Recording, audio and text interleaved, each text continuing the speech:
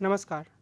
राजनीति सिद्धांत में कुछ प्रमुख अवधारणाओं को समझने की इस श्रृंखला में आज हम जेंडर और नारीवाद के आसपास की विमर्श की बातचीत करेंगे। हम यह समझने का प्रयास करेंगे कि राजनीति सिद्धांत में नारीवाद का उभार कैसे हुआ और उसमें जेंडर एक प्रमुख प्रश्न के रूप में किस तरीके से सामने आता है। एक जेंडर एक ऐसे वाद विवाद के रूप में सामने आता है जिसकी परिभाषा को लेकर और लिंग यानी कि सेक्स और जेंडर में भिन्नता को लेकर नारीवादियों के बीच में अलग अलग तरह के दृष्टिकोण रहे हैं और इन दृष्टिकोणों का लगातार विकास भी हुआ है।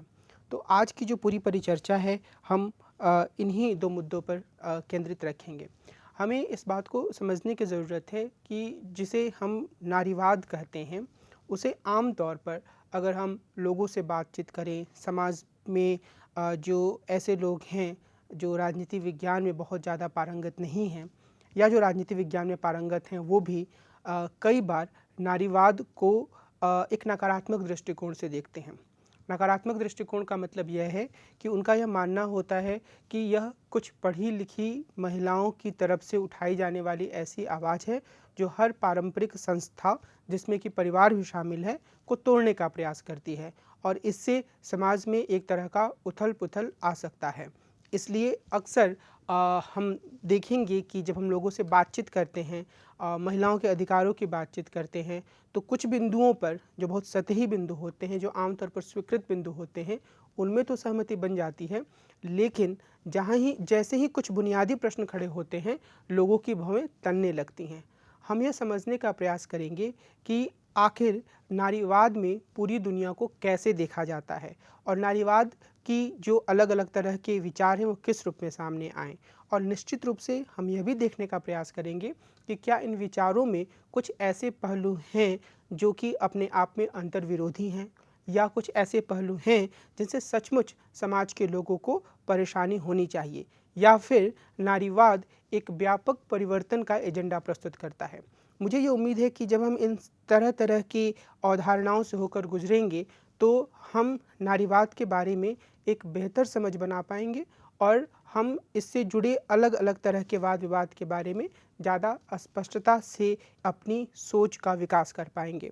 आज की जो पूरी परिचर्चा है उसमें सबसे पहले हम नारीवाद की पहली धारा और नारीवाद की दूसरी धारा के आसपास तो बातचीत करेंगे ही, लेकिन उसी में हम उदारवादी नारीवाद, समाजवादी नारीवाद और रेडिकल नारीवाद की बातचीत करेंगे और उसके बाद हम थोड़े विस्तार में इस बात की चर्चा करेंगे कि सेक्स और जेंडर को लेकर नारीवाद के भीतर किस तरह का वाद विवाद रहा है और उसमें किस तरीके से नए नए पहलू जुड़ते गए हैं। जो नारीवाद के बारे में हमें एक प्रमुख आयाम समझकर रखना है वह यह है कि एक राजनीतिक शब्द के रूप में इसका प्रचलन 1960 के दशक के बाद बढ़ा है। यह कहा जा सकता है कि यह मोटे तौर पर दो बुनियादी विश्वासों से जुड़ा हुआ है। पहला, महिलाएं अपने सेक्स या लिंग के कारण वंचित स्थिति में हैं और दूसरा, उनकी वंचना की स्थिति को खत्म किया जा सकता है और इसे खत्म किया जाना चाहिए। तो ये महिलाओं की जो स्थिति है समाज में वो उनके सेक्स के कारण यानी कि जन्म के कारण जो एक महिला और पुरुष का विभाजन होता है उसको वो जिम्मेदार मानती हैं और वो कहती हैं कि इसे दूर किया जा सकता है और इसे दूर किया जाना चाहिए। और लेकिन नारीवाद के भीतर जब हम देखेंगे आगे कि अलग अलग तरह की धाराएं हैं, लेकिन कुछ ऐसे बिंदु हैं जिस पर हर प्रकार की नारीवादी धारा ने ध्यान दिया है और उसमें मैं यहाँ पर 3 बिंदुओं की शिनाख्त करूँगा और उसमें से जो आखिरी बिंदु है सेक्स और जेंडर, उसके बारे में हम अपनी चर्चा के दूसरे भाग में ज़्यादा विस्तार से आएंगे। लेकिन जो 2 पहलू हैं, एक सार्वजनिक निजी का विभाजन और दूसरा पितृसत्ता, इसके बारे में मेरी यह कोशिश होगी कि अभी हम एक समझ का विकास कर लें। जो एक सबसे महत्वपूर्ण बात है कि हम आम जीवन में भी यह पाते हैं कि लोग अपने सामाजिक जीवन और पारिवारिक जीवन को 2 अलग अलग दायरों के रूप में रखते हैं। इसका क्या मतलब है? इसका मतलब यह है कि वो ये मानते हैं कि जो परिवार है वह उनका बहुत ही निजी मामला है और परिवार के भीतर वो जिस तरीके का व्यवहार करते हैं या जिस तरह की ज़िंदगी जीते हैं उसके ऊपर बाहर की दुनिया को दखलंदाजी करने का, उसमें हस्तक्षेप करने का, उसमें रोक टोक लगाने का कोई अधिकार नहीं है। राजनीति सिद्धांत के भीतर भी यही हुआ और एक लंबे समय तक जो भी सैद्धांतिकरण किया गया उसमें परिवार को बाहर रखा गया और ज़्यादा से ज़्यादा सार्वजनिक क्षेत्र पर ही जोर दिया जाता रहा और उस सार्वजनिक क्षेत्र में भी पुरुषों को लेकर ही संकल्पना हुई। तो नारीवाद के भीतर जो एक प्रमुख विचार सामने आया उसमें इस बात पर जोर दिया गया कि सार्वजनिक और निजी के बीच का जो ये विभाजन है असल में वह एक दिखावटी विभाजन है और इस विभाजन से आगे जाने की ज़रूरत है। अब हम आगे देखेंगे कि नारीवाद के भीतर कई अलग अलग तरह की धाराएं विकसित हुईं और इन अलग अलग तरह की धाराओं ने सार्वजनिक और निजी के विभाजन को कुछ अलग अलग तरीके से समझा। मिसाल के तौर पर उदारवादी नारीवादी कुछ हद तक ये स्वीकार करने के लिए तैयार होती हैं कि कुछ महिलाओं की कुछ भूमिका परिवारों से जुड़ी होती है, लेकिन उनका जोर इस बात पर रहता है कि परिवार में भी उनका सम्मान होना चाहिए और सार्वजनिक क्षेत्रों में भी उन्हें ज़्यादा मौका मिलना चाहिए। इस बिंदु पर हम जब उदारवादी नारीवाद की बात करेंगे तो उस पर विस्तार से चर्चा करेंगे। जो समाजवादी नारीवादी हैं उनका यह मानना है कि जो परिवार है असल में वह भी पूंजीवादी शोषण का एक औजार बन जाता है और पूंजीवादी शासन को कायम रखने का एक संयंत्र है। इसलिए ज़रूरी है कि परिवार पर भी या निजी दायरे पर भी खुलकर विचार किया जाए। जो रेडिकल नारीवादी हैं वह निजी राजनीतिक है का नारा देती हैं। इसका मतलब यह है कि जिसे निजी कहकर ढक कर रखा गया है कि इस पर किसी तरह की चर्चा नहीं होनी चाहिए, उस पर भी विस्तार से चर्चा किए जाने की ज़रूरत है और उसके हर एक पहलू पर खुलकर बात करने की ज़रूरत है, ठीक वैसे ही जैसे हम राजनीति के बारे में चर्चा करते हैं। और जब हम पितृसत्ता की बात करते हैं तो पितृसत्ता एक ऐसी अवधारणा के रूप में सामने आता है जो कि नारीवाद के भीतर एक केंद्रीय अवधारणा बन चुका है। पितृसत्ता को अगर हम बहुत सरल शब्दों में इसकी व्याख्या करें तो हम यह कह सकते हैं कि यह एक पिता रूपी जो एक सत्ता है या पिता रूपी जो एक संस्था है यानी कि पुरुष का वर्चस्व, उसके बारे में बात करता है। और इसमें मुख्य रूप से अगर हम ज़्यादा एक स्पष्ट तरीके से इसका विकास करें तो यह कहा जाता है इसमें कि पितृसत्ता में ऐसी चीज़ों को तैयार किया जाता है, अगर पितृसत्ता है तो उसके भीतर सारी व्यवस्था को इस तरीके से तैयार किया जाता है मानो पुरुष ही इस दुनिया के केंद्र में है और दुनिया की सारी वस्तुएं, सारी व्यवस्थाएं पुरुषों के फ़ायदे के लिए हैं और उसमें एक खास तरह का मानक बना दिया गया है कि पुरुष होने का क्या मतलब है। इस मानक में कई नारीवादी यह जोर देती हैं कि कुछ महिलाओं को भी कभी कभी लाभ की स्थिति मिल जाती है, जैसे सास के रूप में भारतीय परिवारों में महिलाएं थोड़ी सशक्त होती हैं, लेकिन कुल मिलाकर यह जो पूरी व्यवस्था होती है वो पुरुषों के लिए फ़ायदेमंद होती है, पुरुषों को ध्यान में रखकर तैयार की जाती है। और अगर इस व्यवस्था में कोई पुरुष भी जो मानक तैयार किए जाते हैं उनके अनुसार काम नहीं करता है तो उसे भी एक तरीके से हेय माना जाता है, उसकी आलोचना की जाती है, उसकी निंदा की जाती है, उसका उपहास उड़ाया जाता है। तो अगर हम देखें कि अलग अलग जो नारीवादी हैं उसमें जो रेडिकल नारीवादी हैं वो पितृसत्ता की सबसे गहनतम व्याख्या करती हैं। वो कहती हैं कि जीवन के हर आयाम में शादी ब्याह से लेकर यौनिक संबंधों से लेकर परिवार के मामले और सार्वजनिक जीवन, हर जगह एक तरीके से पितृसत्ता का वर्चस्व है। जो समाजवादी नारीवादी हैं उनका जोर इस बात पर रहता है कि यह पूंजीवाद के साथ मिलकर महिलाओं पर वर्चस्व कायम रखने का एक तरीका है और इसमें परिवार के भीतर भी महिलाओं को नियंत्रित रखा जाता है, तो वो पितृसत्ता और पूंजीवाद को एक साथ काम करने वाली संस्था के रूप में प्रस्तुत करती हैं। जो उदारवादी नारीवादी हैं उनका मुख्य जोर इस बात पर रहता है कि असल में पितृसत्ता की एक विचारधारा जो सार्वजनिक जीवन में काम कर रही है उसके कारण से महिलाओं को बराबरी का अधिकार नहीं मिल पाता है और परिवार के भीतर भी उनके साथ एक असमान व्यवहार किया जाता है और इस लिहाज से वो इस असमानता को दूर करने पर ज़्यादा ध्यान देती हैं। यानी कि जो उदारवादी नारीवादी हैं उनकी पितृसत्ता की समझ सुधारों की तरफ ले जाती है, जो समाजवादी नारीवादी हैं वो पूंजीवाद और पितृसत्ता दोनों को खतरनाक मानते हुए उस पर हमला करने की बात करती हैं और जो रेडिकल नारीवादी हैं वो पूरी तरीके से इन चीज़ों को ख़त्म करने की बात करती हैं, जो पूरी संरचना है और उसके आधार पर कुछ नया निर्माण करने की बात करती हैं। हालांकि इनके भीतर अलग अलग तरह की धाराएं हैं जिनके बारे में हम आगे चर्चा करेंगे। सेक्स और जेंडर के बारे में अभी मैं विस्तार से बात नहीं करूँगा, मैं सिर्फ इतना कहना चाहूँगा कि जो सेक्स है उसका मतलब ये होता है कि जिन व्यक्तियों का यानी कि जो बच्चों का जब जन्म होता है तो अपने जन्म से किसी ना किसी सेक्स से जुड़े होते हैं, तो इसे एक बार प्राकृतिक माना गया। और जो जेंडर है वो एक तरीके से माना गया कि वो संस्कृति का उत्पाद है। और इसी आधार पर नारीवादियों ने अलग अलग तरीके से सेक्स और जेंडर के अंतर को समझा है और उस पर सैद्धांतिकरण करने का प्रयास किया है, जिसके बारे में हम आगे चर्चा करेंगे।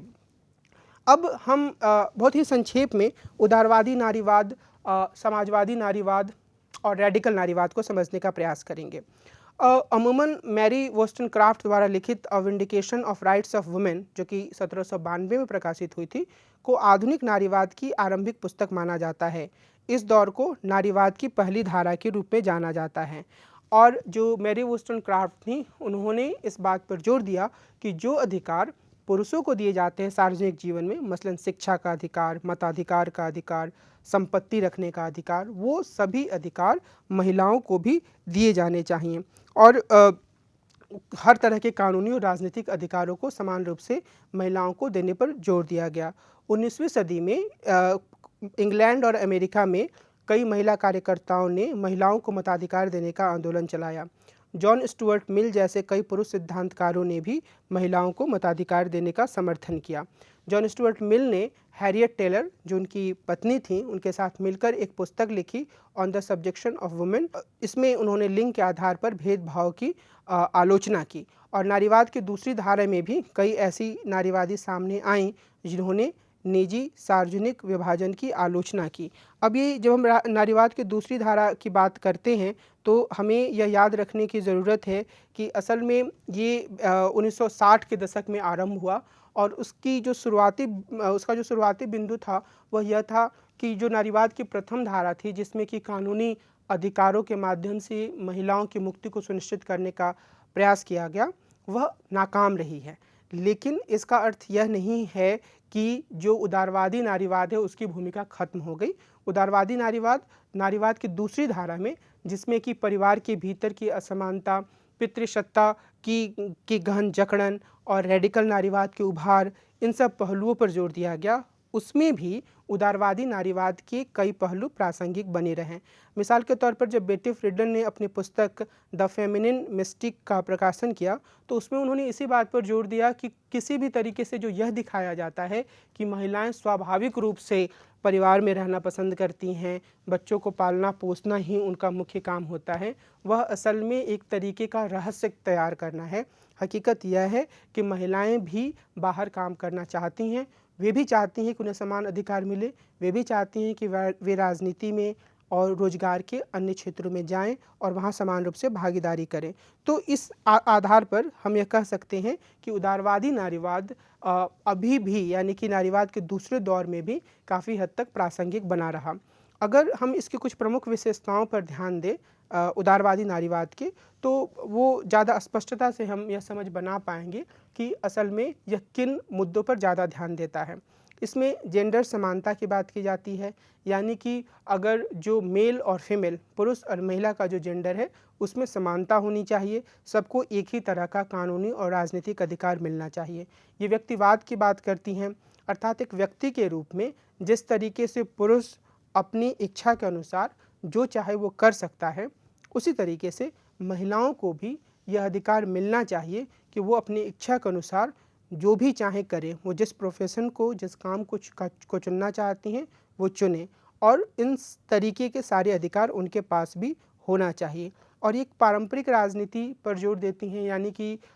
इस लिहाज से हम कह सकते हैं कि उदारवादी नारीवाद महिलाओं को राजनीतिक रूप से ज़्यादा सशक्त बनाने की बात करता है। उसका यह मानना है कि अगर महिलाओं का प्रतिनिधित्व बढ़ेगा, उन्हें कानूनी समानता मिलेगी, उन्हें विविध तरह के कानूनी अधिकार मिलेंगे, तो वो अपनी मुक्ति की ओर आगे बढ़ेंगी। तो जब हम पारंपरिक राजनीति की बात करते हैं तो इसका अर्थ यही है कि पारंपरिक तरीके से जो सशक्तिकरण की एक पूरी अवधारणा रही है उदारवाद के भीतर, उसका अनुसरण उदारवादी नारीवादी भी करती हैं और ये कहती हैं कि सार्वजनिक क्षेत्र तक महिलाओं की पहुंच बढ़नी चाहिए, उन्हें परिवार के दायरों तक सीमित नहीं रखना चाहिए और महिलाओं को भी पुरुषों की तरह समान अधिकार और अवसर मिलने चाहिए। और ये बोलती हैं, जो ये बहुत महत्वपूर्ण बात है, जो उदारवादी नारीवाद की एक खास विशेषता बन जाती है, कि असल में सुधार किया जा सकता है और सुधार के माध्यम से महिलाओं की स्थिति बेहतर बनाई जा सकती है। तो अभी भले ही बहुत ज़्यादा असमानता समाज में व्याप्त है, लेकिन अगर हम एक व्यवस्था को सुधारने का प्रयास करें तो उस वैसा करके हम बहुत सारी चीज़ों को बेहतर बना सकते हैं, और फिर ये राजनीतिक सक्रियता को बढ़ाने की बात करती हैं। अब अगर हम हिंदुस्तान के परिप्रेक्ष्य में देखें तो हम यह कह सकते हैं कि असल में उदारवादी नारीवादियों की जो चिंताएं हैं वो हिंदुस्तान और शायद पश्चिमी देशों में भी और विकासशील देशों में तो काफ़ी ज़्यादा प्रासंगिक हैं। कैसे? अब अभी हमारे समय में मुख्य चिंता अगर हम देखें हाल फिलहाल के वाद विवाद में, तो अलग अलग तरह के प्रश्नों के अलावा ये प्रश्न जरूर रहा है कि जो प्रतिनिधि निकाय हैं, रिप्रेजेंटेटिव बॉडीज़ हैं, जैसे संसद, जैसे पंचायत, जैसे विधानसभाएं, वहाँ पर महिलाओं का प्रतिनिधित्व कैसे बढ़े। हमारे देश में यह भी एक बहुत बड़ा मुद्दा रहा है कि माता पिता की संपत्ति पर महिलाओं की, यानी कि लड़कियों की समान अधिकार को सुनिश्चित किया जाए। हमारे यहाँ यह भी बहुत बड़ा मुद्दा रहा है कि तलाकशुदा महिलाओं को किस तरीके से एक अधिकार दिया जाए, या फिर जो घरेलू हिंसा होती है उसके लिए कानून बनाकर उस पर कैसे नियंत्रण किया जाए, दहेज के कारण जो हिंसा होती है उसे किस तरीके से ठीक किया जाए। तो उदारवादी नारीवाद का जो पूरा एजेंडा है कि असल में कानून बनाकर राजनीतिक सक्रियता करके इन चीज़ों को बेहतर बनाया जा सकता है, सुधारा जा सकता है, वह काफ़ी प्रासंगिक है। और हम देखेंगे कि हमारे देश में और विभिन्न देशों में महिला संगठन, महिला कार्यकर्ता इसी तरीके से सुधार करके कानूनों के माध्यम से महिलाओं की स्थिति बेहतर बनाना चाहती हैं। तो इस लिहाज से उदारवादी नारीवाद काफ़ी प्रासंगिक है। समाजवादी नारीवाद एक अलग तरह का दृष्टिकोण प्रस्तुत करता है। 20वीं सदी के दूसरे भाग में इसका उदय हुआ। समाजवादी नारीवादी उदारवादी नारीवादियों के स्तर को स्वीकार नहीं करते हैं कि महिलाएं सिर्फ कानूनी या राजनीतिक वंचनाओं का सामना कर रही हैं। इनका यह मानना है कि सामाजिक और आर्थिक व्यवस्थाएं भी महिलाओं के खिलाफ हैं, इसलिए महिलाओं की स्थिति सुधारने के लिए इनमें बुनियादी स्तर पर बदलाव करने की ज़रूरत है, यानी कि सामाजिक और आर्थिक व्यवस्था में बदलाव करने की ज़रूरत है। और वो इसी संदर्भ में पितृसत्ता को समझने पर जोर देती हैं कि ये कुछ ऐसी सामाजिक और आर्थिक व्यवस्थाएं निर्मित करता है जिसके माध्यम से पूंजीवाद को काम करने में आसानी होती है और वह महिलाओं की पूरी स्थिति पर नियंत्रण रखता है। इस संदर्भ में फ्रेडरिक एंगल्स द्वारा लिखित पुस्तक के विश्लेषण का उपयोग किया जाता है। फ्रेडरिक एंगल्स ने अपनी पुस्तक the origin of the family, private property and the state, जो कि 1884 में प्रकाशित हुई थी, उसमें वे परिवार की उत्पत्ति और महिलाओं की स्थिति का विश्लेषण करते हैं। फ्रेडरिक एंगल्स का यह मानना है कि असल में जो महिलाएं हैं उनकी स्थिति शुरुआती दौर में इतनी बुरी नहीं थी, और वो कई बार जब एक परिवार का निर्माण हुआ तो उनके ऊपर वो एक मोनोगेमी का जो, यानी कि एक ही व्यक्ति के साथ संबंध बनाने का जो एक रिवाज है वह भी नहीं था। हर कोई काफ़ी हद तक ये आरंभिक दौर में स्वतंत्र था, और महिलाएं जो थी, अगर कोई परिवार जैसी कोई संस्था बनती भी थी तो उसमें उनकी द्वारा कही जाने वाली बातों को काफ़ी महत्व दिया जाता था। तो एक तरीके से हम कह सकते हैं कि मातृकवादी परिवार, मैट्रियार्कल फैमिलीज हुआ करती थी। लेकिन फ्रेडरिक एंगल्स का कहना है कि जैसे जैसे निजी संपत्ति का उदय हुआ वैसे वैसे महिलाओं पर अलग अलग तरीके के प्रतिबंध लगाए जाने लगे, और ये प्रतिबंध पूंजीवाद के भीतर आकर अपने चरम अवस्था में पहुंच गए। और वे प्रतिबंध क्या थे? फ्रेडरिक एंगल्स बोलते हैं कि असल में निजी संपत्ति की उत्पत्ति जब हुई तो पुरुषों के भीतर यह इच्छा उत्पन्न हुई कि वह अपनी इस संपत्ति को अपने जैविक संतान को ही दें, बायोलॉजिकल चिल्ड्रन को ही दें, और इसके लिए उन्होंने विवाह की संस्था का निर्माण किया। और इस विवाह की संस्था में यह सुनिश्चित किया गया कि जिस महिला का विवाह किसी पुरुष से होगा उसका सिर्फ उसी पुरुष के साथ शारीरिक या सेक्सुअल संबंध बनेगा। इससे पुरुषों ने यह सुनिश्चित करने का प्रयास किया कि उस महिला से जो बच्चे होंगे वो उसकी अपनी जैविक संतानें होंगी जिन्हें वह अपनी संपत्ति दे पाएगा। इस पूरी प्रक्रिया में फ्रेडरिक एंगल्स यह बोलते हैं कि महिलाओं की स्वतंत्रता कुर्बान हो गई, महिलाओं की अपनी इच्छा का कोई महत्व नहीं रहा, और वे विवाह और परिवार के दायरे में एक ऐसे जकड़न में फंस गई जहाँ पर उनकी अपनी इच्छा, उनकी अपनी स्वायत्तता, वो जो जीवन में करना चाहती वो सारी भावनाएं कुर्बान कर दी गई या दबा दी गई। और फ्रेडरिक एंगल्स से बोलते हैं कि जब पूंजीवादी व्यवस्था खत्म होगी, जब एक तरीके की साम्यवादी व्यवस्था आएगी, तो इस तरीके की जो फोर्स्ड मैरिजेज हैं, जो एक तरीके से परिवार को बलपूर्वक तैयार किया जाता है और सिर्फ संपत्ति के स्थानांतरण के लिए तैयार किया जाता है, वो पूरी प्रक्रिया या वो पूरी व्यवस्था खत्म हो जाएगी और फिर लोग स्वाभाविक रूप से एक दूसरे के साथ जुड़ने लगेंगे। यानी कि उनके बीच में जो संबंध बनेंगे वो संबंध सिर्फ एक मजबूरीवश या परंपराओं के आधार पर नहीं बनेंगे, बल्कि दो लोग स्वाभाविक रूप से एक दूसरे को पसंद करेंगे और फिर वे एक दूसरे के साथ जुड़ेंगे। तो इस आधार पर फ्रेडरिक एंगल्स ने परिवार की संस्था को पूंजीवाद और निजी संपत्ति की अवधारणा के साथ जोड़ा और उसकी तीखी आलोचना की और उसे महिलाओं की बुरी स्थिति या महिलाओं की, हम कह सकते हैं, पराधीन स्थिति के लिए जिम्मेदार माना।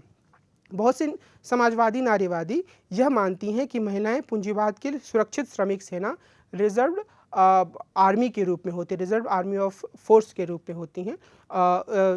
रिजर्व आर्मी ऑफ लेबर के रूप में होती हैं। रिजर्व आर्मी ऑफ लेबर का यहाँ तात्पर्य ये है कि दो तरीके की चीज़ें हैं। एक तो ये है कि जब पुरुष जो कि काम करने के लिए जाता है, जब उसके भीतर यह क्षमता नहीं रह जाएगी कि वो पर्याप्त उत्पादन कर पाए, तो उसके साथ साथ महिलाओं को भी काम में लगा दिया जाएगा। तो पूंजीवाद को यह पता होता है कि उसके पास श्रम की कभी कमी नहीं होगी और जब उसे ज़्यादा श्रम की ज़रूरत होगी तो वो एक रिजर्व आर्मी ऑफ लेबर के रूप में महिलाओं का इस्तेमाल कर सकता है। दूसरी जो इसमें पहलू है वो ये है कि महिलाएं हमेशा ही काम करती हैं बिना वेतन के। यानी कि जो पुरुष पूंजीवादी व्यवस्था में बाहर जाता है, श्रमिक के रूप में काम करता है, तो अगले दिन फिर से काम करने लायक बनाने के लिए महिलाएं सारा काम करती हैं। घर का खाना बनाने से लेकर बर्तन साफ करने से लेकर उस पुरुष को इतना प्रसन्न रखना कि वो अगले दिन फिर से सही तरीके से काम पर जा सके। तो ये जो महिलाओं का जो पूरा काम होता है वह एक तरीके से अनपेड लेबर के रूप में होता है, जिसके लिए उन्हें कोई वेतन नहीं दिया जाता है। इसीलिए कई समाजवादी नारीवादियों ने घर के काम के लिए वेतन देने का अभियान भी चलाया। अच्छा, मार्क्सवाद के भीतर एक अन्य धारा आई जिसमें रूढ़िवादी मार्क्सवादी आए और उन्होंने इस बात पर जोर दिया कि भाई जेंडर की राजनीति तो ठीक है, लेकिन सबसे प्रमुख वर्ग की राजनीति है। तो जेंडर की राजनीति यानी कि महिलाओं के अधिकारों की राजनीति पर इतना ज़्यादा जोर नहीं दिया जाना चाहिए कि उससे वर्ग की राजनीति जो पूंजीवाद के खिलाफ चलनी चाहिए उसको चोट पहुँचे। इसलिए उन्होंने कहा कि वर्ग की व्यापक राजनीति के भीतर जेंडर की राजनीति को रखा जाना चाहिए। बाद में बहुत सारी जो समाजवादी नारीवादी थी, उन्होंने जो एग्जिस्टिंग कम्युनिस्ट कंट्रीज़ यानी कि जो मौजूदा अस्तित्वमान कम्युनिस्ट राज्य थे उस समय, सोवियत यूनियन या पूर्वी यूरोप के राज्य, उनकी इस बात के लिए तीखी आलोचना की कि उन्होंने भी या उन देशों में भी महिलाओं के अधिकारों को सुनिश्चित करने के लिए कोई विशेष प्रावधान या कोई विशेष कार्य नहीं किया गया और महिलाओं की स्थिति पुरुषों के अधीन ही बनी रही। बाद में रेडिकल नारीवाद का उभार हुआ 1960 के दशक में। हमें बस ये ध्यान रखना है कि जब मैं आपको ये कह रहा हूँ कि रेडिकल नारीवाद का उभार 1960 के दशक में हुआ, तो इसका मतलब यह नहीं है कि समाजवादी नारीवाद समाप्त हो गया या उदारवादी नारीवाद समाप्त हो गया। ये सब समानांतर चलते रहे, लेकिन जो रेडिकल नारीवाद था वो विशेष रूप से 1960 के दशक में उभर कर सामने आया और इसमें उसके पहले जो द सेकेंड सेक्स जो पुस्तक लिखी थी सिमोन de beauvoir ने, उसकी एक महत्वपूर्ण भूमिका रही, जिसमें कि उन्होंने कहा, जिसके बारे में आगे थोड़ा विस्तार से हम देखेंगे, कि औरतें जन्म नहीं लेती हैं बल्कि बना दी जाती हैं। और बाद में केट मिलेट ने द सेक्सुअल पॉलिटिक्स बुक लिखी, जिसमें उन्होंने बताने की कोशिश की कि किस तरीके से जीवन के हर आयाम में जो पितृसत्ता है उसकी व्यवस्था इस तरीके से है कि महिलाओं की स्थिति पुरुषों के अधीन होती है। यहाँ पर जो चीज़ हम लोगों को ध्यान देने की आवश्यकता है वो ये है कि जो रेडिकल नारीवादी हैं वो महिलाओं की मुक्ति की बात करती हैं। महिलाओं की मुक्ति का उनके लिए अर्थ यह है कि जीवन के हर दायरे में महिलाएं जो हैं वो एक तरीके से पुरुषों के अधीन हैं। मैं एक भारतीय रेडिकल नारीवाद के चिंतन से मैं एक उदाहरण देना चाहूँगा। जैसे मान लीजिए कि विवाह में जब कन्यादान होता है, तो वैसे तो विवाह को बहुत ही पवित्र संस्था के रूप में देखा जाता है, लेकिन रेडिकल नारीवादी यह प्रश्न उठाएंगी कि यह जो कन्यादान जैसी जो प्रथाएं हैं, वो असल में महिलाओं को एक वस्तु के रूप में तब्दील कर देती हैं। और इसी तरीके से वो जीवन के हर आयाम में प्रश्न उठाती हैं और वो कहती हैं कि पितृसत्ता का जकड़न काफ़ी मजबूत है, और जब तक हम इसे पूरी तरीके से पलट नहीं देते हैं, हम महिलाओं के लिए और पुरुषों के लिए भी एक समान समाज की स्थापना नहीं कर सकते हैं। तो महिलाओं की मुक्ति के लिए पितृसत्ता को खत्म करने की बात करती हैं और एक नए तरह की व्यवस्था निर्मित करना चाहती हैं। जैसा मैंने आरंभ में बताया था, वो निजी राजनीतिक है का दावा करती हैं। निजी राजनीतिक है का मतलब सीधे तौर पर यह है कि जो सैद्धांतिकरण राजनीति सिद्धांत में या जो व्यवहारिक राजनीति में जो बातें होती रही हैं, सैद्धांतिकरण और बातें दोनों ही सार्वजनिक दायरे तक सीमित रही हैं। और रेडिकल नारीवादियों का कहना है कि उसे परिवार के भीतर तक ले जाने की ज़रूरत है, यानी कि जो महिलाएं परिवार के भीतर किस तरीके से रहती हैं, क्या परिवार के भीतर पुरुष यानी कि उनके पिता या उनके पुत्र या उनके पति उनके साथ सही व्यवहार करते हैं, समान व्यवहार करते हैं, क्या लड़के और लड़कियों को समान मौका मिलता है, क्या कुछ निश्चित तरीके के काम महिलाओं के लिए तय कर दिए गए हैं। ये सारे पहलू जो हैं वो राजनीति के दायरे पर आते हैं, यानी कि इन सभी पहलुओं के साथ समानता, स्वतंत्रता, न्याय और अधिकार जैसे आयाम को जोड़ा जाना चाहिए। आमतौर पर जो परिवार में मान लिया जाता है कि लोग प्यार के कारण, एक दूसरे से स्नेह के कारण, एक दूसरे के प्रति चिंता के कारण काम करते हैं, रेडिकल नारीवादी कहती हैं कि वो एक सीमा तक सही है, लेकिन अंत में हमें यह ध्यान देना होगा कि क्या सचमुच वहाँ पर अगर न्याय, समानता, स्वतंत्रता और अधिकार की बात हो तो महिलाएं हमेशा इस तरह का काम करना चाहेंगी या नहीं करना चाहेंगे। इसलिए आज से वो जेंडर समानता की बात करती हैं, सेक्सुअल राजनीति की बात करती हैं, यानी कि लैंगिक आधार पर वो ज़्यादा मुक्त स्थान, एक तरह की मुक्ति महिलाओं को भी देना चाहती हैं कि वो अगर अपने उनके जो सेक्सुअल प्रेफरेंसेस हैं उसके आधार पर अपने पार्टनर का चुनाव कर पाएँ या अपनी जीवन शैली का चुनाव कर पाएँ। इसके लिए पितृसत्ता द्वारा निर्धारित मानकों के भीतर उन्हें नहीं रहना है, यानी कि विवाह, परिवार जैसे बंधनों से अलग भी अगर वो अपनी सेक्सुअलिटी को व्यक्त करना चाहती हैं तो वो उसको करें और उन्हें करने का अधिकार होना चाहिए, और इस लिहाज से ये क्रांतिकारी बदलाव की तरफ ले जाती हैं। अब हम नारीवाद के भीतर सेक्स और जेंडर को लेकर होने वाले वाद विवाद के बारे में एक समझ बनाने का प्रयास करेंगे। नारीवादी राजनीति की विविध धाराओं ने अलग अलग तरीके से सेक्स जेंडर के बीच अंतर का विकास किया है। शुरू में सेक्स या लिंग शब्द का उपयोग पुरुषों और महिलाओं में जैविक अंतर बताने के लिए किया गया, और जेंडर शब्द का प्रयोग इस बुनियादी अंतर से संबंधित सांस्कृतिक अर्थ को बताने के लिए किया गया। यानी कि इसका अर्थ यह है कि यह कहा गया कि प्रकृति ने ही पुरुषों और महिलाओं को अलग अलग बनाया है, और उसी अंतर के कारण महिलाओं की कुछ भूमिका है और पुरुषों की कुछ भूमिका है। और नारीवाद द्वारा इन दोनों के बीच में अंतर करना इसलिए महत्वपूर्ण है क्योंकि पुरुषों और महिलाओं के बीच जैविक अंतर के आधार पर महिलाओं की अधीनता को बुनियादी रूप से सही माना जाता है। इसे जैविक निर्धारणवाद की संज्ञा दी जाती है, जिसमें किसी समाज में किसी की स्थिति को सही ठहराने के लिए जैविक आधार का सहारा लिया जाता है, और नारीवादियों ने इस जैविक निर्धारणवाद को चुनौती देने का प्रयास किया। अगर हम थोड़ा ध्यान से इस बात को देखें तो अक्सर यह मान लिया जाता है, और वो हर समाज में होता है, आधुनिकता के साथ इस प्रवृत्ति को चुनौती मिली जिसे हम जैविक निर्धारणवाद कहते हैं। जैविक निर्धारणवाद का यहाँ पर मतलब यह है कि प्रकृति ने आपको एक खास तरीके के लिंग में जन्म दिया। कई बार यह भी हो सकता है कि आपको एक खास तरीके के नस्ल में जन्म दिया, और उसके आधार पर यह तय कर दिया जाता है कि आप किसी खास तरीके के काम में ज़्यादा पारंगत होंगे। तो ये सिर्फ स्त्रियों और पुरुषों के मामले में ही नहीं होता है, बल्कि आम तौर पर यह मान लिया जाता है कि अगर किसी खास जाति या किसी खास नस्ल में कोई व्यक्ति जन्म लेता है तो जन्म के बाद वह अपने नस्ल या अपनी जाति के कारण कुछ खास तरीके के कामों में ज़्यादा पारंगत होगा। यानी कि मान लिया जाता है हिंदुस्तान के समाज में कि अगर कोई ब्राह्मण का बेटा है तो वो शायद पढ़ने लिखने के काम में ज़्यादा आगे जाएगा। और इस तरीके का जैविक निर्धारणवाद जो है वह समाज में असमानता को कायम रखने और शोषण को कायम रखने का एक तरीका होता है। महिलाओं के संदर्भ में भी यही किया जाता रहा, यानी यह कहा जाता रहा कि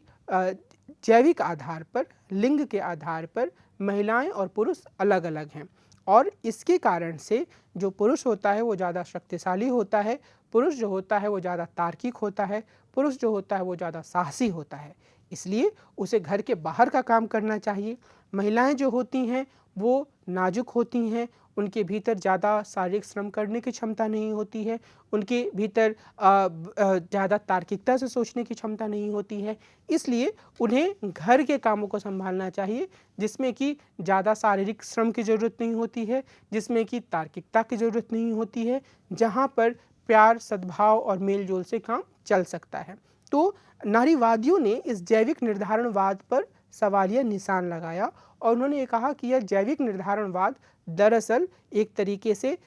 शोषण का आधार है। मार्गरेट मीड ने यह दिखाया कि विभिन्न संस्कृतियों में पुरुषत्व और नारीत्व को अलग अलग तरीके से समझा जाता है। सेक्स आधारित गुण विभिन्न सामाजिक संस्थाओं और मान्यताओं के कारण होते हैं। इसका मतलब यह है कि कोई ज़रूरी नहीं है कि हर समाज एक ही तरह के गुणों को पुरुषों से जुड़ा हुआ मानता हो और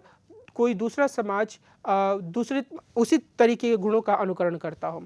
मतलब यह है कि यह मुमकिन है कि जिस तरीके के गुणों को हम पुरुषों और महिलाओं से जोड़ते हैं उस तरीके के गुण जो हिंदुस्तान के शहरों में या तथाकथित मुख्य धारा के समाज में मिल जाएंगे, वो गुण हिंदुस्तान के आदिवासी समाजों में भी स्वीकार किए जाएंगे। यह बिल्कुल ज़रूरी नहीं है, वहाँ पर पुरुषत्व और नारीत्व को परिभाषित करने वाली चीज़ें अलग अलग हो सकती हैं। हिंदुस्तान के ही कई भागों में जिसे हम मैट्रियार्कल या मातृसत्तात्मक परिवार कह सकते हैं, वो अभी भी मौजूद हैं। तो इस लिहाज से मार्गरेट मीड बहुत सारे समाजों का अध्ययन करने के बाद ये दिखाती हैं कि असल में कोई फिक्स या कोई सुनिश्चित कसौटी नहीं है जिसके आधार पर किसी को पुरुषत्व, किसी गुण को पुरुषत्व से जुड़ा माना जाए और किसी को नारीत्व से जुड़ा हुआ। सिमोन दे बोवा की बात हमने पहले भी की थी। उन्होंने यह दिखाने की कोशिश की अपने बुक द सेकंड सेक्स में कि जो कोई जन्म से औरत नहीं होती है बल्कि औरत बना दी जाती है। यहाँ कहने का तात्पर्य यह है, और ये बहुत ही महत्वपूर्ण बात है, कि असल में होता क्या है, और नारीवादी सिमोन दे बोवा के बाद और नारीवादियों ने भी इस पर जोर दिया कि सेक्स और जेंडर के रूप में जो चीज़ें होती हैं वो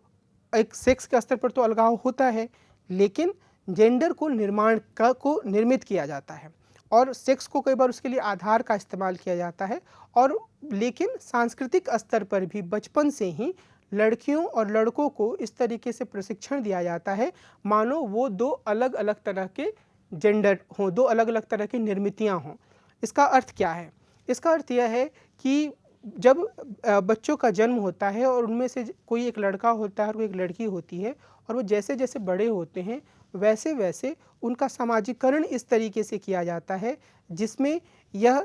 उन्हें समझाने की कोशिश की जाती है, उन्हें इस तरह का प्रशिक्षण देने की कोशिश की जाती है कि जो उनमें लड़का है उसके लिए कुछ खास तरह की चीज़ें हैं, कुछ खास तरीके के काम हैं, कुछ खास तरीके के खेल हैं, और जो लड़कियां हैं उनके लिए कुछ खास तरीके के काम हैं, कुछ खास तरीके के खेल हैं, कुछ खास तरीके के पहनावे हैं और कुछ अलग तरीके के आचार व्यवहार हैं। और जैसे जैसे बच्चे बड़े होते हैं वैसे वैसे उन्हें इनमें ढालने की कोशिश की जाती है और यह कोशिश काफ़ी ज़ोरदार होती है। और जो भी इससे अलग हटता है उसके अलग हटने पर उसे एक तरीके से समाज के द्वारा उपेक्षित किया जाता है या उसे कई बार दंडित भी किया जाता है। तो अगर कोई लड़का कुछ लड़कियों वाले काम करता है या उसके भीतर कुछ ऐसे गुण हैं जो कि पौरुष की सामान्य परिभाषा के आसपास फिट नहीं बैठते हैं, तो समाज में अक्सर उसका मजाक उड़ाया जाता है। और इसी तरीके से जो लड़कियां लड़कों वाले गुण प्रदर्शित करती हैं या उस तरीके के कामों में उनका आकर्षण हो जाता है तो उन्हें भी बहुत ही हीन या हेय दृष्टि से देखा जाता है। तो इस लिहाज से जो पूरी की पूरी एक व्यवस्था है उसमें लड़कों और लड़कियों को सांस्कृतिक रूप से बनाया जाता है। और लड़कियां इसीलिए सिमोन de beauvoir ये बोलती हैं कि औरतें बनती नहीं हैं बल्कि बना दी जाती हैं। और ये सोच इतनी गहरी है कि जब कोई स्त्री वीरता वाले काम करती है, जब जिसे आमतौर पर पुरुषों का क्षेत्र माना जाता है, तब भी आमतौर पर उसकी तुलना पुरुषों से ही की जाती है। जैसे निवेदिता मेनन अक्सर इस उदाहरण का इस्तेमाल करती हैं, जिसमें सुभद्रा कुमारी चौहान ने झांसी की रानी लक्ष्मीबाई को लेकर एक कविता लिखी, जिसकी एक पंक्ति काफ़ी प्रसिद्ध है, हम सब ने उसको स्कूलों में पढ़ा है, खूब लड़ी मर्दानी वह तो झांसी वाली रानी थी। अब इसमें मर्दानी शब्द जो है वो मर्द की तरह दिखने वाली एक, यानी कि वो ऐसे लड़ी जैसे कि एक वो मर्दानी हो, मर्द जैसी कोई स्त्री हो, यानी कि यह माना गया कि स्त्री जो है वो वीरता वाले काम नहीं कर सकती। ये सोच कहीं ना कहीं दिमाग में थी, और झांसी की रानी लक्ष्मीबाई ने जो किया वह स्थापित मानकों से अलग हटकर किया। तो ये जो एक चीज़ है वहाँ पर हमेशा ही नारीवादियों ने इस बात पर प्रश्न उठाया है कि किस तरीके से संस्कृति के भीतर एक जेंडर के रूप में महिलाओं का अलग तरीके से निर्माण किया जाता है, उन्हें इस पे ढाला जाता है। तो जैविक निर्धारणवाद से अलग वो जोर इस बात पर देती हैं कि समाज सुनियोजित तरीके से सांस्कृतिक मानकों के द्वारा ऐसा करने का प्रयास करता है। और यहाँ यह भी ध्यान देने की बात है कि बहुत से विद्वान यह मानते हैं कि पुरुषत्व और नारीत्व के बीच का कठोर द्विध्रुवीय मॉडल सिर्फ आधुनिक पश्चिमी सभ्यता की देन है। यानी कि पहले आधुनिक पश्चिमी सभ्यता से पहले बहुत तरह के ऐसे अन्य उभय लिंग जैसे जो चीज़ें हैं उन्हें भी मान्यता दी जाती है। एन फाउस्टो स्टर्लिंग के अनुसार यूरोप में सिर्फ मध्य युग के अंत से ही जैविक उभयलिंगी व्यक्ति को एक स्थापित जेंडर को चुनने और उसमें ज़िंदगी गुजारने के लिए मजबूर किया जाने लगा। यानी कि पहले के दौर में जो उभयलिंग, यानी कि जिन्हें हम कह सकते हैं हिंदुस्तान में उन्हें किन्नर कहा जाता है, वो मजबूर नहीं किए जाते थे कि वो या तो अपने आप को पुरुष के रूप में दिखाएं या स्त्री के रूप में दिखाएं। वे बहुत ही स्वाभाविक तरीके से अपनी ज़िंदगी अपने उस लिंग के साथ, उभय लिंग के साथ गुजार सकते थे। निवेदिता मेनन भी रामानुजन को उद्धृत करते हुए बताती हैं कि आधुनिक दौर के पहले के भारतीय संस्कृतियों में भी विविध तरीके के सेक्सुअल पहचानों के लिए काफ़ी स्थान था। और इसका मतलब यह है कि ये सारी चीज़ें एक आधुनिकता के दायरे में आईं, जिसमें कि यह कहा जाने लगा कि या तो एक व्यक्ति पुरुष हो सकता है या फिर एक स्त्री हो सकता है। और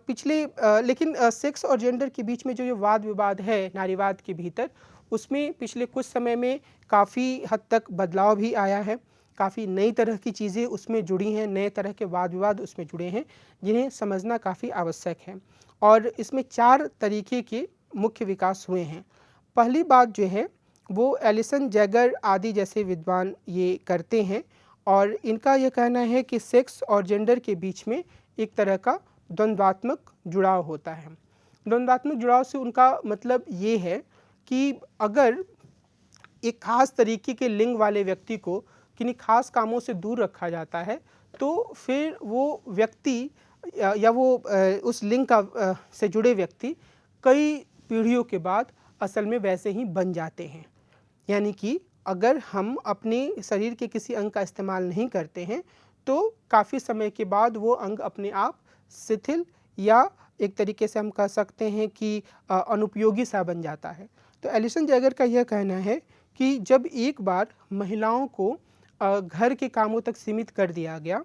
और उनसे यह कहा गया कि आप घर के काम ही करेंगी, तो कई पीढ़ियों के बाद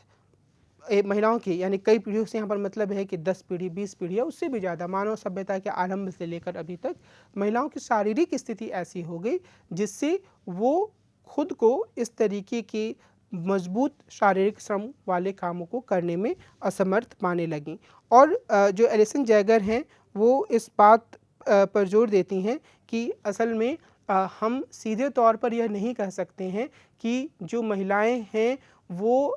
अपने जन्म से उनका परवरिश इस तरीके से होता है जिसके कारण से वो एक ख़ास तरीके के जेंडर में ढल जाती हैं, बल्कि हमें इसे एक व्यापक द्वंद्वात्मक डायलेक्टिकल परिप्रेक्ष्य में समझने की ज़रूरत है कि महिलाओं की शारीरिक क्षमता सच में इसलिए कम हो जाती है क्योंकि कई पीढ़ियों से उन्हें एक ही तरीके के काम में ढाला गया है, यानी कि घरेलू कामों में। जो दूसरी जो समझ आती है सेक्स जेंडर के संबंध के बारे में, वह रेडिकल नारीवाद से जुड़ी हुई है, जिसने बिल्कुल ही एक अलग तरह की अवधारणा प्रस्तुत की है। इनका तर्क यह है कि नारीवादियों को विभिन्न लिंगों के बीच में अंतर की उपेक्षा नहीं करनी चाहिए। यानी कि ये मैंने आपको पहले भी कहा था कि जो रेडिकल नारीवाद है उसमें कई तरह की धाराएं सामने आ सकती हैं। तो एक धारा तो है जो कि पितृसत्ता को पूरी तरीके से तहस-नहस करना चाहती है, पर ये जो दूसरी धारा है उसमें इस बात पर जोर दिया जाता है कि जो विभिन्न लिंग हैं उनके बीच में अंतर की उपेक्षा नहीं की जानी चाहिए। यानी ये यह स्वीकार करते हैं कि कुछ ऐसी चीज़ें होती हैं जो ख़ास तौर पर पुरुषों से जुड़ी हुई होती हैं और कुछ ऐसी चीज़ें होती हैं जो ख़ास तौर पर महिलाओं से जुड़ी होती हैं। और इसके लिए जो विभिन्न लिंगों के बीच में जो अंतर होता है उसके लिए सिर्फ संस्कृति को जिम्मेदार नहीं माना जा सकता है, बल्कि कुछ प्रकृति प्रदत्त चीज़ें भी होती हैं। इस संदर्भ में हम सुजन ग्रिफिन और एंड्रिया डॉकिन जैसे रेडिकल नारीवादियों का उल्लेख कर सकते हैं, जिनका यह मानना है कि महिलाओं की प्रजनन से जुड़ी भूमिका, गर्भधारण और माता के रूप में उनका अनुभव बाहरी दुनिया से उनके संबंधों को प्रभावित करता है। इसका अर्थ यह है कि एक महिला जब इस तरीके के अनुभवों से गुजरती है तो वो बाहरी दुनिया को भी एक अलग दृष्टिकोण से देखने लगती है, यानी कि वो बाहरी दुनिया में एक उसी तरीके से चीज़ों को देखती है, उसी एक स्नेह, प्यार या जुड़ाव की भावना से, जैसे कि वह अपने जीवन के विविध अनुभवों में पाती है। माँ के रूप में अपने अनुभव में जो चीज़ें उसे मिलती हैं वो उसी आधार पर बाहरी दुनिया को भी देखने लगती हैं। यानी कि बाहरी दुनिया के प्रति जो उसका दृष्टिकोण होता है, जिसे हम कह सकते हैं, जब ये कहा जाता है कि महिलाएं तार्किक होने से ज़्यादा एक तरीके से एक दूसरे की परवाह करने, एक दूसरे की चिंता करने, प्यार और स्नेह से चीज़ों को देखती हैं, तो वो उसका आधार हम सुजैन ग्रिफिन और एंड्रिया डॉकिन के अनुसार इसी तरीके की स्थिति में पा सकते हैं, जहाँ उनके जीवन का अनुभव पुरुषों से बिल्कुल अलग होता है। और इस संदर्भ में हम कैरोल गिलिगन का भी विशेष रूप से उल्लेख कर सकते हैं। कैरोल गिलिगन ने इस बात पर जोर दिया था अपनी पुस्तक इन अ डिफरेंट वॉइस में कि पुरुषों और महिलाओं के बीच अंतर को नकारना पितृसत्ता द्वारा नारीगत गुणों को महत्वहीन मानने को स्वीकार करने की तरह है। यानी कि कैरोल गिलिगन यह मानकर चलती हैं कि जो पितृसत्ता है उसके काम करने का आधार क्या है। पितृसत्ता के काम करने का आधार यह है कि वह यह मानकर चलता है कि जो महिलाओं के जो गुण हैं या उनके जो काम हैं वे उतने महत्वपूर्ण नहीं हैं जितने पुरुषों के काम हैं, और इसी आधार पर वो पुरुषों को पूरी दुनिया के केंद्र में रखता है। तो जो कैरोल गिलिगन है उनका यह कहना है कि असल में ज़रूरत इस बात की है कि जो महिलाओं से जुड़े हुए गुण हैं जिन्हें नारीगत गुण माना जाता है उनको महत्व दिया जाए। और असल में इस तरीके की नारीवादियों ने जो रॉल्स का न्याय का सिद्धांत था उसकी भी इसी आधार पर तीखी आलोचना की। उनका यह कहना था कि रॉल्स का न्याय का सिद्धांत तर्क, बुद्धि या विवेक या रीज़न की बात करता है, जबकि हकीकत यह है कि जो दुनिया है उसकी अधिकांश समस्याएं इसी रीज़न के कारण हैं, और इस रीज़न के बजाय एथिक्स ऑफ केयर या परवाह के नीति शास्त्र को बढ़ावा देने की ज़रूरत है, जो कि नारीगत गुणों पर आधारित होता है। नारीगत गुण का मतलब क्या है कि स्नेह से दुनिया को देखना, एक दूसरे की परवाह करना और तर्क बुद्धि से ज़्यादा लोगों की भावनाओं को तरजीह देना, इन्हें हमेशा नारीगत गुण माना जाता है। और कैरोल गिलिगन इस बात पर जोर देती हैं कि अगर हम इस दुनिया को एक बेहतर दुनिया बनाना चाहते हैं तो हमें यह कोशिश करनी चाहिए कि इन गुणों को हीनतम ना माना जाए, इन गुणों को कमतर ना माना जाए, बल्कि इन गुणों को दुनिया के मुख्य दायरे में लाया जाए। सिर्फ परिवार ही नहीं बल्कि इन नारीगत गुणों के आधार पर पूरी दुनिया का संचालन किया जाए, जिससे कि दुनिया को ज़्यादा बेहतर बनाया जा सकता है और बहुत सारे जो समस्याएं हैं उनसे बाहर निकला जा सकता है। एक ज़्यादा हालिया दृष्टिकोण जो है वो रेडिकल नारीवादियों से अलग हटकर आया है और जहाँ रेडिकल नारीवादी यह मानती हैं कि सेक्स और जेंडर का अंतर लिंग विभेदों की उपेक्षा करता है, यानी कि उनका यह कहना है कि लिंग में अंतर होता है, वहीं उत्तर आधुनिकतावादी नारीवादी यह मानती हैं कि ये विभेद जैविक शरीर पर ज़रूरत से ज़्यादा जोर देते हैं। यानी कि इनका ये कहना है जूडिथ बटलर का इस संदर्भ में कि असल में हम सब जो हैं वो एक हेटेरोसेक्सुअल ग्रिड के भीतर हैं।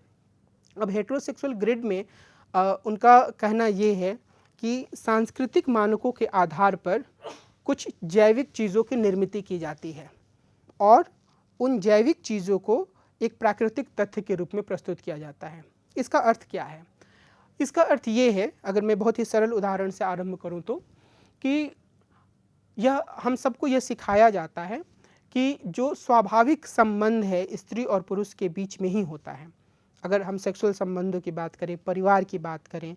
तो उसके इतर जो कुछ भी है वो प्राकृतिक नहीं है, वह अप्राकृतिक है। और इस लिहाज से ये जो एक चीज़ है वो संस्कृति में बनती है, समाज में इसका निर्माण हुआ है और इसको इस तरीके से प्रस्तुत किया जाता है, जूडिथ बटलर बोलती हैं, मानो यह एक नेचुरल फैक्ट हो, एक प्राकृतिक तथ्य हो, एक वैज्ञानिक तथ्य हो।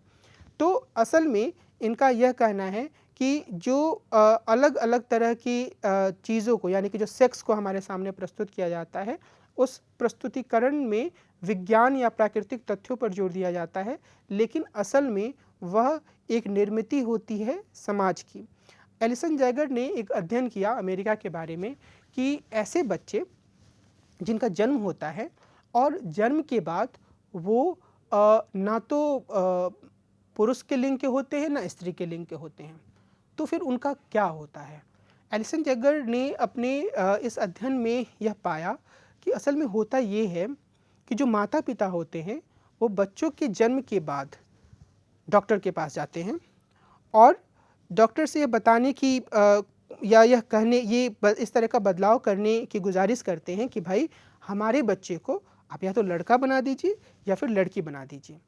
और इस लिहाज से अगर ये जो पोस्ट मॉडर्निस्ट फेमिनिस्ट हैं जूडिथ बटलर और अन्य, इनका ये कहना है कि अगर यह प्राकृतिक तथ्य है कि प्रकृति ने कुछ चीज़ों को बनाया है, तो फिर लोग उसमें बदलाव क्यों करते हैं? लोग उसमें बदलाव अपने सांस्कृतिक परिवेश के कारण करते हैं, क्योंकि उन्हें यह लगता है कि प्रकृति ने एक खास तरीके से बच्चे को दे दिया हमें, लेकिन अगर यह समाज द्वारा परिभाषित मानकों के अनुसार नहीं होगा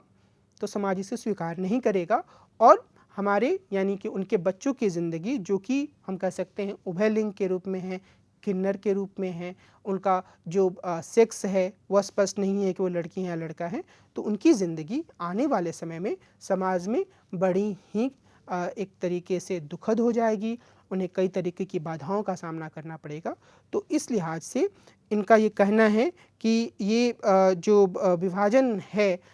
उसमें जो सेक्स और जेंडर का, उसमें सेक्स जो है असल में वो भी जेंडर की जो सांस्कृतिक निर्मित होती है उससे प्रभावित होता है। और इस संदर्भ में कई अन्य तरह के उदाहरण दिए जाते हैं और यह कहा जाता है कि बहुत सारी चीज़ों को जो कि जिन्हें स्त्रियों से जुड़ा हुआ मान लिया जाता है, असल में वो हार्मोनल चेंज से जुड़े होते हैं और वो हार्मोनल चेंज पुरुषों और स्त्रियों दोनों में से किसी में भी हो सकते हैं। तो इस लिहाज से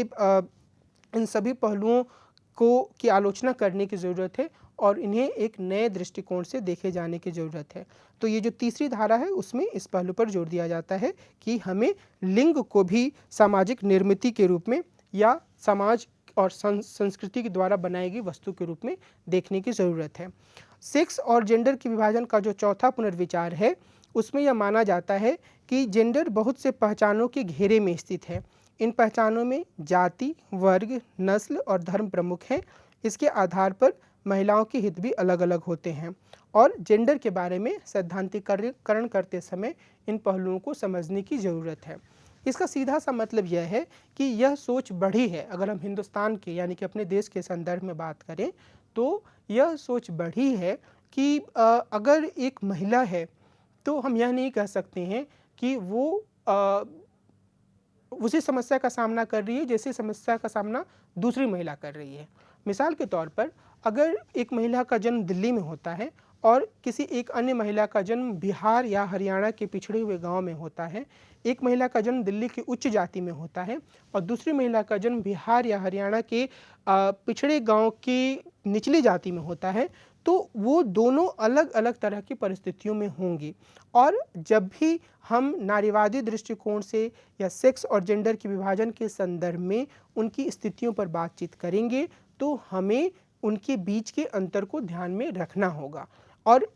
ये दायरा काफ़ी बढ़ भी सकता है, इसमें अलग अलग तरह की स्थितियां आ सकती हैं, लेकिन जो मुख्य बात है वो ये है कि जो सेक्स जेंडर विभाजन का चौथा पुनर्विचार है वह इस बात पर जोर देता है कि हम ये नहीं कह सकते हैं कि असल में एक ही तरह की कसौटी है और इस पूरी कसौटी को हर तरह की महिला पर लागू कर दिया जाए। जो मैंने उदाहरण में बिहार और हरियाणा के पिछड़े गांव की निचली जाति की लड़की या महिला की बात कही, तो उसके सामने अलग अलग तरह की कई समस्याएं ऐसी आएंगी जिन समस्याओं का सामना दिल्ली में रहने वाली उच्च जाति की महिला को नहीं करना पड़ेगा, क्योंकि दोनों की सामाजिक स्थिति अलग अलग है। और हम इस चीज़ को समझ सकते हैं कि मिसाल के तौर पर अगर दिल्ली में उच्च जाति की महिला है तो उसके ऊपर शादी विवाह की संस्था से बंधने का जो दबाव है वो थोड़ा देर से आएगा, लेकिन अगर हरियाणा और बिहार की किसी पिछड़े गांव की निचली जाति की महिला है तो उसके ऊपर यह दबाव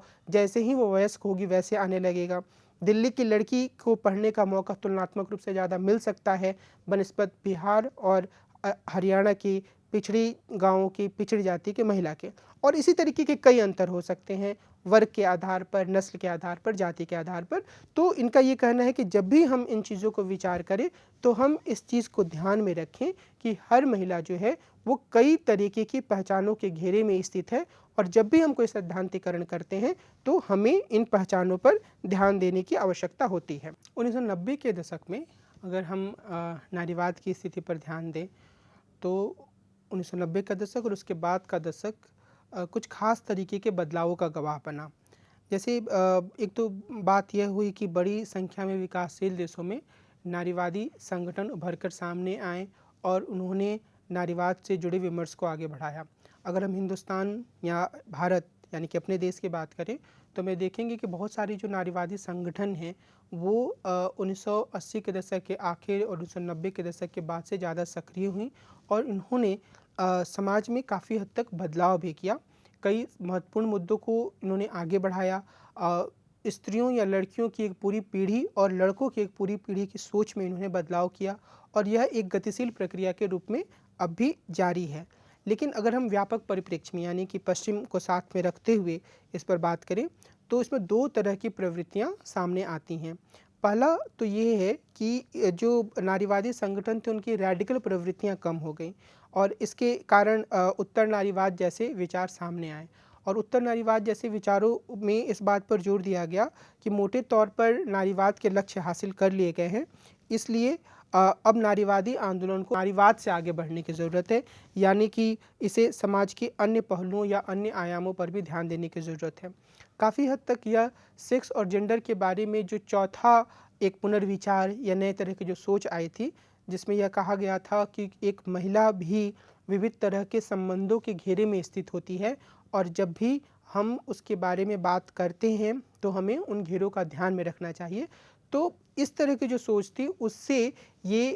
उत्तर नारीवाद जैसी सोच काफ़ी हद तक प्रभावित रही हैं कि असल में अब सिर्फ महिलाओं की बात ना करके ज़रूरत इस बात की है कि अन्य सारे जो तबके हैं, अन्य सारे जो समूह हैं, उनको साथ जोड़ते हुए बात किया जाए। हिंदुस्तान के संदर्भ में भी सीधे तौर पर यह तो नहीं है कि नारीवादी यह कहती है कि नारीवाद के लक्ष्य को हासिल कर लिया गया है, लेकिन अब इस बात पर ज़्यादा ध्यान दिया जाने लगा है कि जब हम महिलाओं की बात करते हैं तो हम इस बात पर भी ध्यान रखें कि हमें जो समाज के जो अन्य आंदोलन चल रहे हैं, सीमांत आंदोलन, हाशिए के समूहों के आंदोलन, उसके साथ एक जुड़ाव कायम हो। यानी कि नारीवादी ये चाहती हैं कि इस तरीके के आंदोलनों के साथ जुड़कर एक खास लक्ष्य की तरफ वो खुद को आगे बढ़ाने का काम करें, बजाय इसके कि वो सिर्फ और सिर्फ महिलाओं से जुड़ी हुई बातों को ही उठाएं। तो इसमें एक यह समझ बनी है कि वर्ग के साथ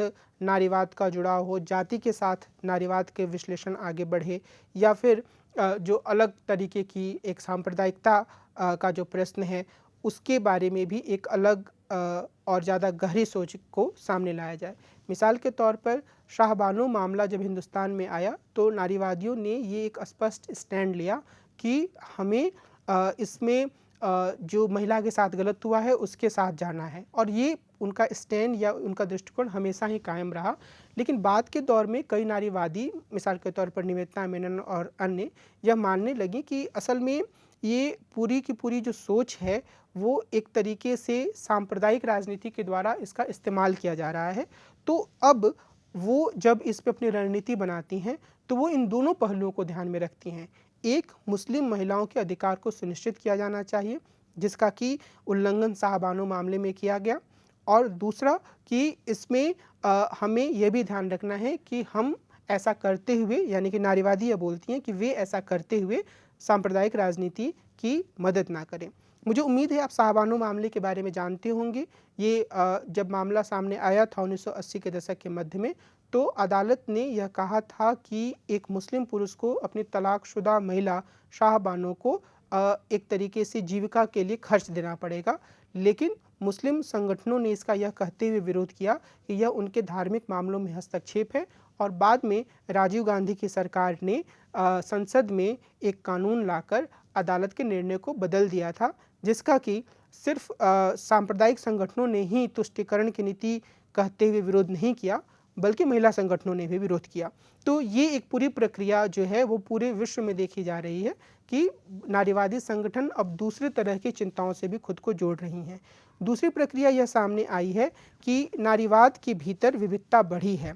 उदारवादी, समाजवादी, मार्क्सवादी और रेडिकल नारीवादी, जिनकी बात हम लोगों ने की, उसके अलावा कई अन्य तरह के नारीवाद भी सामने आए हैं। उत्तर आधुनिक नारीवाद, ब्लैक नारीवाद, यानी कि महिला जो काली महिलाएं होती हैं, अश्वेत महिलाएं जो होती हैं, उनके परिप्रेक्ष्य से नारीवाद को देखना, उसका विश्लेषण करना, उनकी चिंताओं को विशेष रूप से सामने लाना, इस तरह का नारीवाद। लेस्बियन नारीवाद, यानी कि जो समलिंगी, यानी कि एक महिला दूसरी महिला के साथ जो संबंध बनाती है, उस तरीके से, उस परिप्रेक्ष्य से नारीवाद को देखना, और कई अन्य तरीके के जो LGBT से जुड़े मुद्दे हैं उनको भी इस पूरे दायरे में सम्मिलित करने का प्रयास किया जाता रहा है। तो इस लिहाज से नारीवाद का दायरा बढ़ा है, इससे जुड़े संगठनों का एक जो हम कह सकते हैं विस्तार हुआ है। ऐसे संगठन सामने आए हैं जो अलग अलग तरह की महिलाओं की चिंता को नारीवादी परिप्रेक्ष्य से सामने रख रहे हैं, और हम अपने देश में भी इस तरह की प्रवृत्ति देख सकते हैं। मिसाल के तौर पर इस संदर्भ में दलित नारीवाद का विशेष रूप से उल्लेख किया जाता है, यानी कि दलितों की स्थिति पर नारीवाद के परिप्रेक्ष्य से विचार करने की प्रवृत्ति बढ़ी है। तो कुल मिलाकर हम यह कह सकते हैं कि नारीवाद एक अवधारणा के रूप में राजनीति सिद्धांत में काफ़ी महत्वपूर्ण है, और यह हमारे समाज के लिए भी काफ़ी प्रासंगिक है। इसने हमारे समाज पर काफ़ी गहरा प्रभाव डाला है। अगर मैं एक बार फिर से इस पूरे चर्चा को रोकने से पहले आपका ध्यान इस ओर दिलाना चाहूँगा कि जो नारीवाद है उसके सामने कई अलग तरह की चुनौतियाँ हमेशा से रही हैं। एक चुनौती तो हमेशा ये रही है कि जो मुख्य धारा का समाज जिसे हम कहते हैं, उस तक अपनी बातों को सरलता सहजता से कैसे पहुंचाया जाए। दूसरा कि जिस रूप में नारीवाद का विकास हुआ है, चाहे वो उदारवादी नारीवाद हो, समाजवादी नारीवाद हो, या फिर रेडिकल नारीवाद हो, अगर हम हिंदुस्तान के परिप्रेक्ष्य में देखें और कई अन्य मुस्लिम देशों के परिप्रेक्ष्य में भी, तो एक अलग तरह की प्रवृत्ति बहुत जोरदार तरीके से सामने आई है, और वो है दक्षिण पंथ की ओर झुकाव। और ऐसे कई नारी संगठन या महिला संगठन भी सामने आई हैं जिनका कि दक्षिणपंथी सोच की तरफ झुकाव है। यानी अगर हम हिंदुस्तान के संदर्भ में बात करें तो कई ऐसे संगठन हैं महिलाओं के जो इस बात पर जोर देती हैं कि जो पुरानी प्राचीन सभ्यता है उसमें जो महिलाओं के चरित्र हैं वो हमारे लिए आदर्श चरित्र हैं, और हमें अपने परंपराओं को पूरी तरीके से खारिज नहीं करना है, उनमें कुछ सुधार करना जरूर है, पर मोटे तौर पर हमें उन आदर्श परंपराओं को फिर से स्थापित भी करना है। तो नारीवाद के भीतर जो अलग अलग तरह की धाराएं जिनकी हमने चर्चा की, वो इस तरीके के सोच को लेकर बहुत गहरे स्तर पर सैद्धांतिकरण प्रस्तुत करने में नाकाम रही हैं, और यहाँ तक कि जो अगर हम हिंदुस्तान की बात करें, भारत की बात करें, तो यहाँ पर जो एक नारीवाद का पूरा धड़ा है, पूरा जो तबका है, वह इस तरह की प्रवृत्तियों के बारे में बहुत गहराई से विचार प्रस्तुत करने में असमर्थ रहा है, सिवाय इसके कि उसने इसको दक्षिणपंथ की व्यापक राजनीति से जोड़ दिया है। लेकिन दोनों के बीच में, यानी कि जो दक्षिणपंथी खेमे से जो एक तरह की सोच स्त्रियों के अधिकारों के बारे में या स्त्रियों की भूमिका के बारे में आ रही है, और जो नारीवाद की एक दूसरी धारा है जो परंपरा को पूरी तरीके से आलोचना से देखती रही है, दोनों के बीच में किसी गहन संवाद का अभाव दिखता है। तो इस बात की ज़रूरत है, जैसे कि मैंने अन्य अवधारणाओं की चर्चा में कहा था, कि इस बात की ज़रूरत है कि एक निरंतरता में नए उभर कर सामने आने वाले मुद्दों के संदर्भ में इन सभी पहलुओं पर विचार किया जाए, और तभी हम एक ऐसे सैद्धांतिकरण की तरफ आगे बढ़ सकते हैं जिसमें समाज में आने वाले हर प्रकार की आवाज़ के साथ वाद विवाद हो और हर प्रकार की चुनौतियों को समझने का और उनसे निपटने का प्रयास किया जाए। मैं जेंडर और नारीवाद से जुड़ी अपनी इस पूरी बातचीत को यहीं विराम दूंगा, और मुझे ये उम्मीद है कि इस पूरी परिचर्चा से आप जेंडर और नारीवाद के बारे में कुछ बुनियादी समझ का विकास कर पाए होंगे। सामने ये शब्द आएंगे, आप उनको ज़्यादा बेहतर तरीके से समझ पाएंगे और उन पर विमर्श कर पाएंगे। नमस्कार।